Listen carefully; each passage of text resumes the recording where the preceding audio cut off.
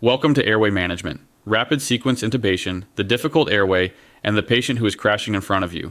By the end of this chapter, you will own the framework that decides who gets the tube, what drugs you push, and what to do when the first attempt fails. Let's begin. Case 1. 72-year-old man rolled in from a nursing home with fever and altered mental status. Urinary source, blood pressure 78/42 on 2 liters of crystalloid, lactate 6.2, saturation 89% on a non-rebreather, and he's starting to tire. Accessory muscles, paradoxical breathing. You're staring down a physiologically difficult airway. He doesn't have a tongue you can't see. He has a hemodynamic profile that will collapse the moment you push induction. This is the case we'll keep coming back to, because the boards love this exact patient. Your patient is going to need a tube. The question is whether you place it in a controlled rapid sequence intubation or chase a crashing airway 6 minutes from now. Here is what you'll own by the end of this lecture. 1. The 3 indications for intubation and why the gag reflex is the trap. 2. The 4 lenses of difficulty: Leman, Roman, rods, and smart. 3. The 7 P's of rapid sequence intubation: drugs, doses, sequence. 4.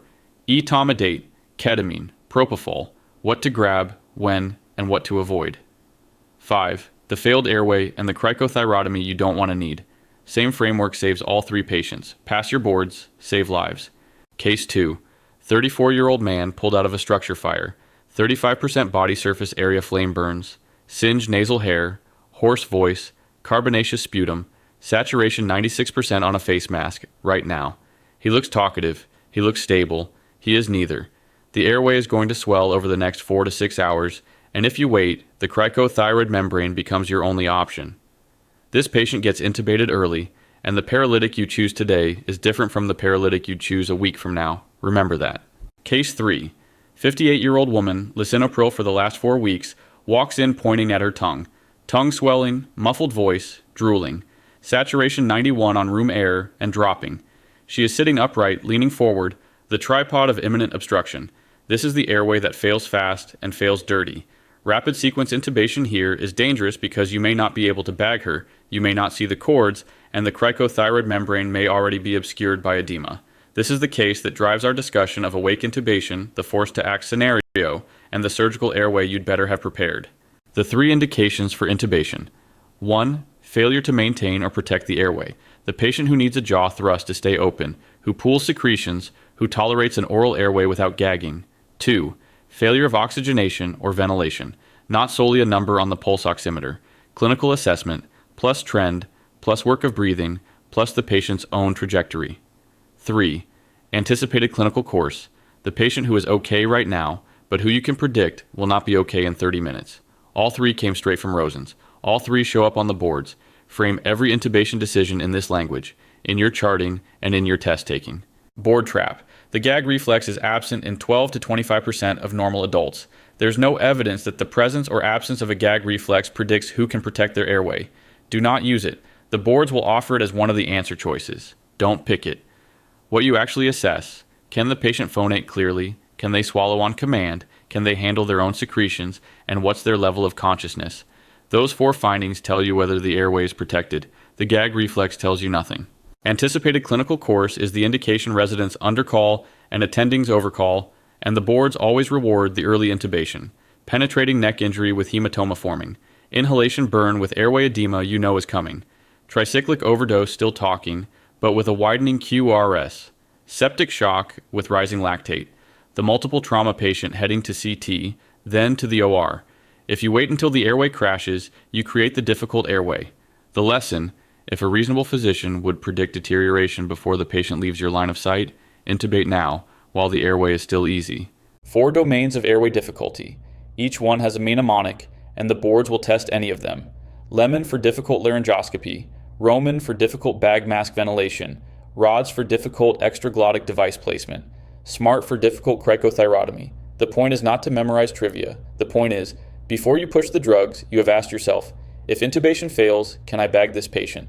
If bagging fails, can I drop a supraglottic device? If that fails, can I cut the neck? When you have a plan for all 4, you push drugs. When you don't, you go awake. Lemon. L. Look externally. Use your gestalt. Bloodied face, short neck, big tongue, beard. Your eyes are doing real work. E. Evaluate the 3-3-2 rule. Coming up next slide. M. Mallampati. Visualize the posterior pharynx. O. Obstruction or obesity. Epiglottitis, neck mass, Ludwig angina, hematoma, body habitus that will defeat your geometry. N. Neck mobility. Ankylosing spondylitis, rheumatoid arthritis, cervical collar. Lehman has reasonable sensitivity and high negative predictive value. It doesn't perfectly predict difficulty, but if every letter is reassuring, your airway is probably easy. The boards will give you findings and ask which letter applies. Know them cold. The 3-3-2 rule. 3 fingers between the open incisors, that tells you mouth opening. 3 fingers from the chin along the floor of the mouth. That tells you whether there's enough submandibular space to displace the tongue. 2 fingers from the laryngeal prominence, the Adam's apple, up to the underside of the chin. That tells you whether the larynx is sitting low enough to access. Use the patient's fingers if their hand size differs from yours. A patient who fails any of these, receding mandible, high-riding larynx, small mouth opening, is going to be hard with direct laryngoscopy. Reach for the video laryngoscope. Mal and potty classes. Sit the patient up, stick the tongue out, no phonation. Class 1, you see the soft palate, the uvula, the tonsillar pillars, easy airway. Class 2, you see the soft palate and the uvula, but not the pillars. Still easy. Class 3, only the base of the uvula. Moderate difficulty. Class 4, only the hard palate. Hard. The boards will show you a picture, sometimes a description. Memorize the 4-panel image. Caveat. Nearly half of ED patients can't cooperate with this assessment. You can improvise by using a tongue depressor in the obtunded patient, but recognize mal and potty alone is not enough. Combine it with the rest of Lehman. Roman predicts difficult bag mask ventilation. R. Resistance or radiation. Asthma, COPD, AIRDS. Stiff lungs are hard to bag. Prior head and neck radiation, same problem. O. Obstruction, obesity, obstructive sleep apnea. Anything narrowing the upper airway or weighing on the chest. M. Mal and potty high, male sex, and maxial problems like beards or facial trauma. A. Aged over 55. N. No teeth. The edentulous patient loses the strut that holds the mask seal. The classic trick, leave the dentures into bag, take them out to intubate, or place the mask inside the lower lip. Why does Roman matter? Because if you can't bag, you can't rescue a failed intubation. Roman is your safety net assessment. Rods and SMART round out the 4 domains. Rods predicts difficult placement of an extraglottic device. Your laryngeal mask airway, your eye gel, your king tube. R. Restricted mouth opening or resistance to ventilation. O. Obstruction, obesity, sleep apnea. D. Distorted anatomy. S. Short thyromental distance. SMART predicts difficult cricothyrotomy. S. Prior surgery on the neck. M. Mass like an abscess or hematoma. A. Access or anatomy problems including obesity and edema. R. Radiation history. T. Tumor. If both your rescue device and your surgical airway look difficult, you are looking at a true emergency airway disaster. That patient gets an awake approach if you have any time at all. Cormack-Lehane grading is how we describe the laryngoscopic view. Grade 1, you see the full glottic opening. Grade 2, you see part of the cords or just the arytenoids. Grade 3, only the epiglottis. Grade 4, nothing. Board pearl. Grade 2 splits into 2A and 2B. 2A, you see arytenoids plus some cord. Still high success. 2B, you only see arytenoids. Intubation fails up to 2/3 of the time with direct laryngoscopy. The transition from 2A to 2B is where the wheels come off. This is also the strongest argument for video laryngoscopy. Even the hard glottic views become manageable when the camera goes around the corner instead of through it. Rapid sequence intubation is choreography. 7 Ps every time in this order. 0-10, preparation. 0-5, preoxygenation. 0-3, preintubation optimization. 0, paralysis with induction. Both drugs push together. 0 + 30 seconds. Positioning. 0 + 45 seconds. Placement of the tube. 0 + 2 minutes. Post-intubation management. Sedation, analgesia, ventilator, chest film. Coming back to our septic shock patient, every minute on this timeline is a minute we need to be optimizing his hemodynamics before we hit 0. Let's walk through each P. Preparation is where the intubation is won or lost. Tube, pick the size and check the cuff. Suction, running, in your hand or under the pillow. Blade, primary plus a backup, different geometry if possible. Bougie, open and ready. Drugs, drawn, labeled, doses calculated to actual body weight. 2 IV lines because redundancy beats regret. Monitor, pulse oximeter, capnograph. And, most importantly, say the rescue plan out loud. If the first attempt fails, what's plan B? If bagging fails, what's plan C? Verbalize it before you push the drugs. The team needs to hear it. Preoxygenation. Goal: replace the nitrogen in the alveoli with oxygen, building a reservoir for the apneic phase. Standard non-rebreather at 15 liters per minute gives you an end tidal oxygen of 50 to 60% because room air leaks around the mask. Flush rate: crank the wall valve fully open, somewhere between 40 and 70 liters per minute, gets you to an end tidal oxygen of 85%. That's the difference between 3 minutes of safe apnea and 7 minutes. Board Pearl. Flush rate is the new standard. If your patient doesn't have time for 3 minutes of tidal volume breathing, take 8 vital capacity breaths instead. Same endpoint. Apneic Oxygenation. Nasal cannula at 5 to 15 liters per minute, running the entire time, through induction, through laryngoscopy, until the tube is in. Why does it work?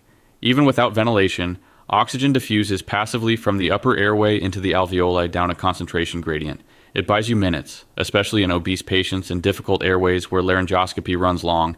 The evidence is strongest in the high-risk groups. The downside? There isn't one. It's cheap, it's non-invasive, and it works. Make it your default. Every emergency intubation gets the nasal cannula on top of whatever oxygen delivery method you're using. The Benioff desaturation curve is one of the most important graphs in emergency medicine. A healthy 70-kilogram adult, fully pre-oxygenated, about 8 minutes before they desaturate below 90%. A moderately ill 70-kilogram adult, about 5 minutes. An obese 127-kilogram adult, about 3 minutes. A 10-kilogram child, about 3 minutes. And once the saturation hits 90, it falls off a cliff. 90 to 0 in about a minute. Coming back to our angioedema patient, she's not going to give you the textbook 7 minutes. She's going to give you 90 seconds. Pre-oxygenate aggressively. Recognize who is in the steep desaturation group, and have your rescue plan ready before you take the first look. Preintubation Optimization, the most undertaught of the 7 Ps, and the one that prevents peri-intubation arrest. The shock patient: give fluids, give blood. Start norepinephrine at 5 to 10 micrograms per minute before you induce. Sometimes a push-dose pressor, 100 micrograms of phenylephrine or 10 to 20 micrograms of epinephrine, to bridge you across the induction itself. The bronchospasm patient: continuous albuterol, 2 grams of magnesium, IV epinephrine if you have to. The head injury patient: fentanyl 3 micrograms per kilogram, push slowly over a minute to blunt the catecholamine surge during laryngoscopy. The right physiology before you push the drugs is the difference between a smooth intubation and a code. Paralysis with induction. The defining feature of RSI is that the induction agent and the paralytic go in nearly simultaneously. Same push, one immediately after the other, and you do not bag in between. Why not?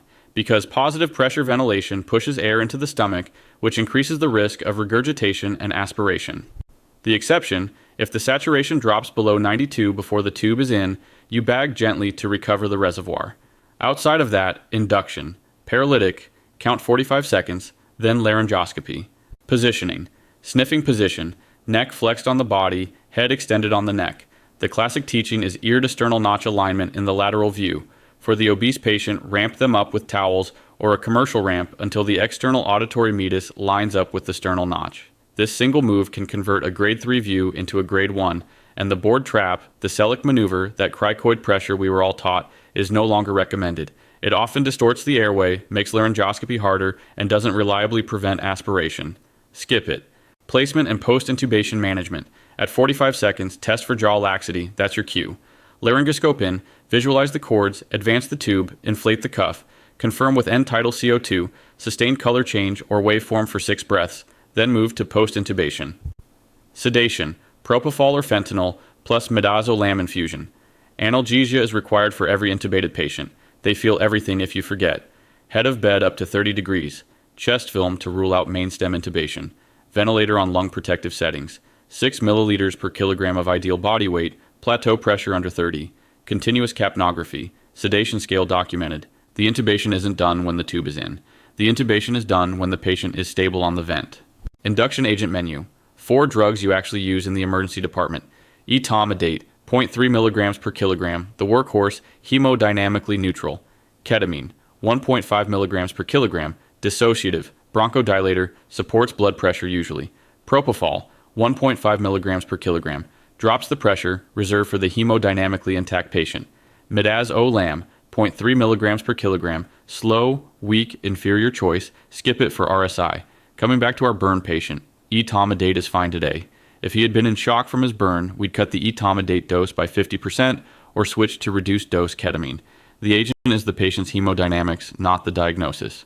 Etomidate, 0.3 milligrams per kilogram, IV push, onset 30 seconds, duration 5 to 10 minutes. The reason it's used in over 90% of ED intubations is that it has the best hemodynamic profile of any induction agent. It does not drop the blood pressure, it does not raise it.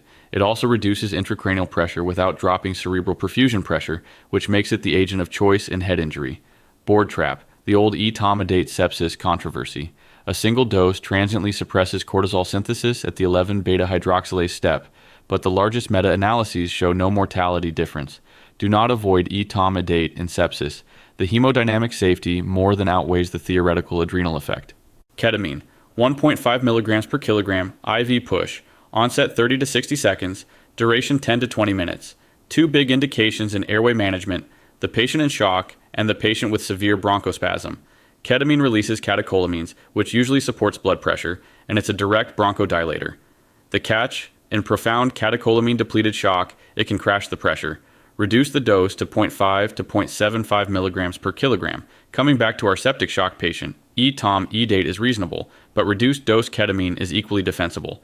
Recent registry data actually show etom-edate may cause less peri-intubation hypotension than ketamine in sepsis. Avoid ketamine in the hypertensive head injury patient and in active myocardial ischemia. That catecholamine surge can hurt. Propofol and Midazolam. Propofol, 1.5 milligrams per kilogram. Drops the blood pressure by vasodilation and direct myocardial depression. Reserve it for the hemodynamically intact patient, especially the head injury patient without shock, where its short duration lets you re-examine neurologic status. Reduce the dose in the elderly. Midazolam, 0.2 to 0.3 milligrams per kilogram. Slow onset, sometimes up to 2 minutes.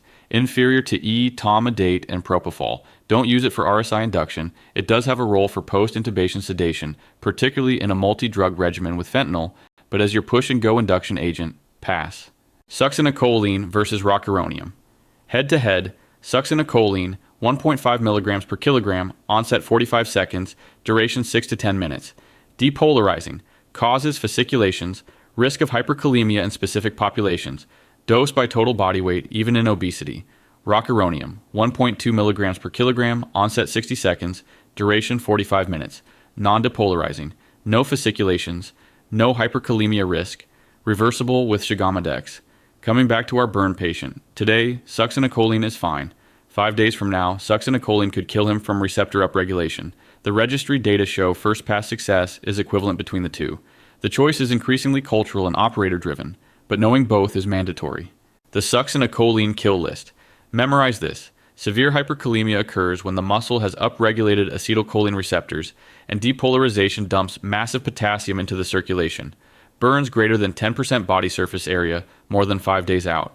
Crush injury, more than 5 days. Denervation injury, stroke, spinal cord injury, more than 5 days, lasting up to 6 months. Neuromuscular disease, ALS, multiple sclerosis, muscular dystrophy, indefinitely. Intra-abdominal sepsis, more than 5 days, and anyone with known hyperkalemia bad enough to show changes on the ECG, peaked T waves, widened QRS. Board Pearl, succinylcholine is not contraindicated in renal failure if the potassium is normal. Day of injury burns and acute spinal cord injury. Still safe in the first 5 days. After 5 days, switch to rocuronium. Drug selection cheat sheet. Routine RSI, no special considerations. Etomidate plus succinylcholine or rocuronium. Shock, reduced dose, etomidate at 0.15 milligrams per kilogram, or reduced dose ketamine at 0.5 to 0.75, plus rocuronium, plus push dose pressor running. Status asthmaticus, ketamine for the bronchodilation, plus succinylcholine or rocuronium. Head injury without shock, etomidate or propofol, plus rocuronium, with fentanyl pretreatment to blunt the catecholamine surge. Head injury with shock, etomidate, dose reduced, plus rocuronium. Skip the fentanyl because you can't tolerate the pressure drop. Pattern recognition matters more than memorization. Match the agent to the physiology. End-tidal CO2 is the answer to the confirmation question on every board exam. Persistent color change, purple to yellow, sustained over 6 manual breaths means the tube is in the airway. Loss of color change, or no color change to begin with, means esophageal intubation until proven otherwise. The reason for the 6-breath rule, a stomach full of carbonated beverage or recently bagged air, can give you a transient false positive, but it washes out by 6 breaths. Capnography waveform is the quantitative version and even better for ongoing monitoring. If you remember nothing else, ETCO2 confirms, auscultation doesn't. The cardiac arrest caveat. In prolonged arrest with poor CPR, CO2 production drops and your ETCO2 can be falsely absent, even with the tube in the right place. But, and this is the key, absence of CO2 still mandates that you reevaluate for esophageal intubation. Don't assume the absence is from low cardiac output. Direct visualization, ultrasound at the cricothyroid membrane, or fiber optic visualization of tracheal rings are your backups. And remember, sustained ETCO2 above 10 to 20 during resuscitation is the marker of effective compressions. A sudden rise often heralds return of spontaneous circulation. Backup confirmation methods when end-tidal CO2 is unavailable or unreliable. 1. Point-of-care ultrasound over the cricothyroid membrane. Watch the tube pass, very high accuracy in trained hands. 2. The Bougie test. Pass a Bougie through the tube. You should feel clicks on the tracheal rings, and the Bougie should hold up at about 30 centimeters because of the right main stem bifurcation. If it goes deeper without resistance, you're in the esophagus. 3. Chest film. Useful for depth. 3 to 5 centimeters above the carina is the sweet spot, but it cannot differentiate tracheal from esophageal on a single AP film because both lie behind one another. 4. Auscultation. Helpful in combination, but never alone. The main emergency airway algorithm. Start at the top. Does this patient need intubation? Yes. Next, is this a crash airway? Agonal, near death, unresponsive to laryngoscopy. If yes, take the crash algorithm. If no, predict a difficult airway. Lehman, Roman, Rods, Smart. If any of those flag, take the difficult airway algorithm. If none flag, you've got a routine RSI. 3 branches off the top, crash, difficult, RSI. Every emergency intubation lives somewhere in this tree. Knowing which branch your patient is on before you push drugs is what separates the resident from the attending. The crash airway algorithm is short. Agonal patient, near death, no purposeful response. Immediate laryngoscopy without drugs. They don't need induction or paralysis to lie still. If you can't visualize because residual tone gets in the way, a single push of succinylcholine at 2 milligrams per kilogram IV. Note the higher dose. Circulation is so poor that drug delivery is impaired and onset is slower. If 3 attempts fail, you're in the failed airway algorithm. If the patient regains tone or starts to fight you, you've moved out of the crash branch and back into the main algorithm. Reassess. The difficult airway algorithm. First question, are you forced to act? Rapidly deteriorating patient, no time for a planned approach. If yes, RSI with a double setup, meaning prep for cricothyrotomy at the same time. If no, second question, is oxygenation adequate? If not, you're effectively in a failed airway. Go to the failed algorithm. If oxygenation is okay, third question, do you think bag mask and the rescue device will work if intubation fails? If yes, RSI with double setup. If no, awake intubation. Coming back to our angioedema patient, she's in the no column for nearly every safety check. Awake flexible endoscopic intubation is the right answer. Forced to act, the rescue exception inside the difficult airway algorithm. The patient is crashing in front of you, maybe a combative anaphylaxis patient with rapidly advancing tongue swelling, maybe end-stage status asthmaticus, exhausted and about to arrest, maybe an ICU patient who extubated themselves and is failing. You don't have time for awake preparation. You take your best single attempt at RSI knowing that if it fails, you're going straight to the failed airway algorithm and probably a surgical airway. The drugs you push are buying you optimal conditions for both intubation and rescue. This is the scenario the boards test by giving you a patient minutes from arrest. Awake intubation, the technique that lets you preserve the patient's spontaneous breathing while you secure the airway. Step 1. Dry the mouth with glycopyrrolate so your topical agents work.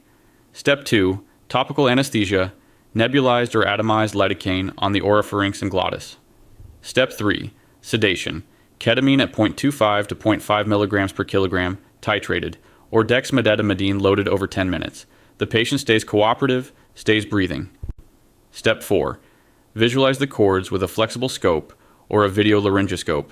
If you see the chords, you can intubate, or, if stable, you can then convert to a planned RSI with confidence. The patient never loses their respiratory drive. That is the safety net. The failed airway algorithm. 2 ways to get here. 1. 3 best attempts at laryngoscopy by an experienced operator have failed. 2. Can't intubate, can't oxygenate at any point.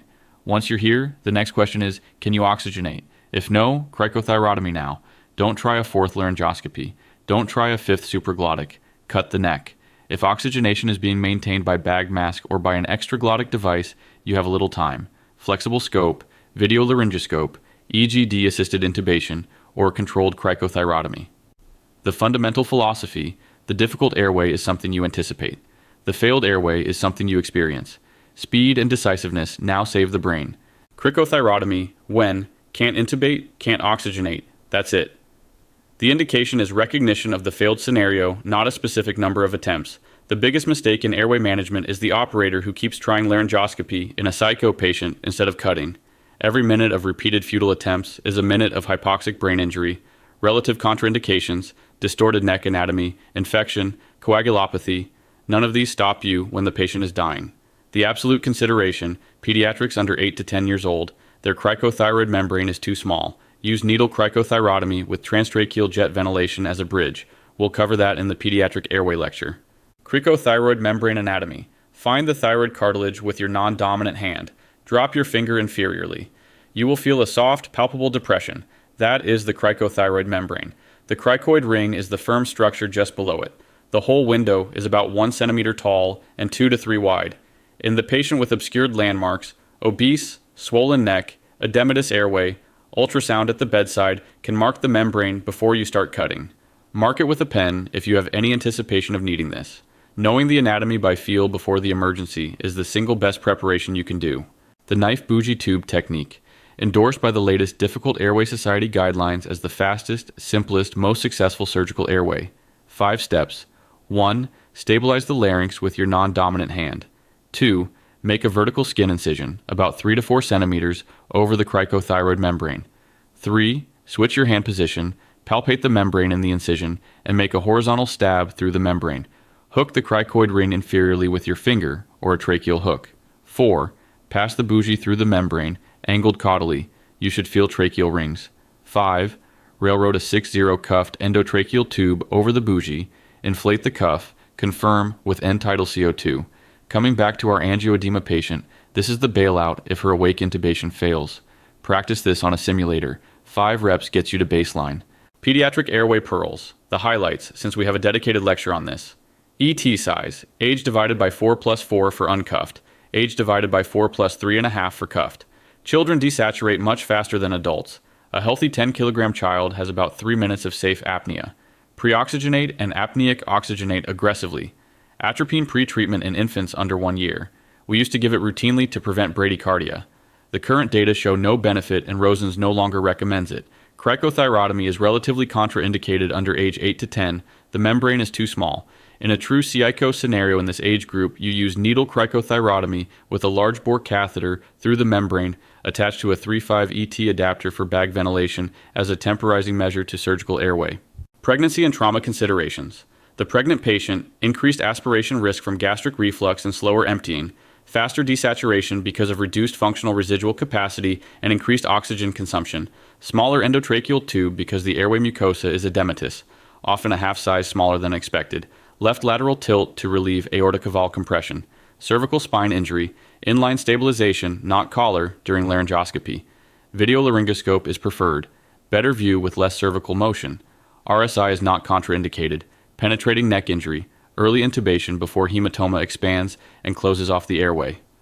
Coming back to our framework, anticipated clinical course wins again. Intubate early before you can't. 8 things you will not forget. 1. 3 indications for intubation. Protect, ventilate, or oxygenate, anticipated clinical course. 2. Skip the gag reflex. Useless. 3. 4 domains of difficulty. Lehman, Roman, rods, smart. 4. Flush rate oxygen and apneic oxygenation extend your safe apnea window. 5. Etomidate is the workhorse. Ketamine for shock and bronchospasm. Succinylcholine and rocuronium are equivalent first-pass success. 6. Know the succinylcholine kill list cold. Burns and denervation greater than 5 days.